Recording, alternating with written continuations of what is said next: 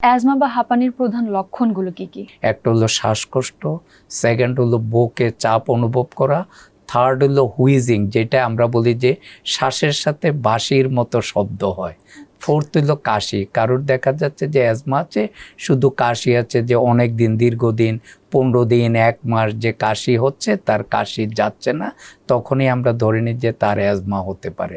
আবার এই সিমটমগুলির সাথে কিছু লক্ষণ আছে, যে এগুলি কিন্তু সারা বছরে থাকবে না, কিছু সময় থাকবে, আবার দেখা যাবে যে সে ভালো, সুস্থ, স্বাভাবিক, যেটাকে আমরা বলি সিমটম ফ্রি ইন্টারভ্যাল, যে সে কিছু সময় এই মানে উপসর্গগুলি থাকবে, বাকি সময় ভালো থাকবে। এবং এটা দেখা যাচ্ছে যে অধিকাংশ ক্ষেত্রে শেষ রাত্রে বা সকালের দিকে এই সিমটমগুলি বেশি হয় যখন এগুলি থাকে। আরেকটা হলো যে কিছু মানে ট্রিগার ফ্যাক্টর থাকে, এর সংস্পর্শে গেলে এই সিমটমগুলি বেড়ে যায়।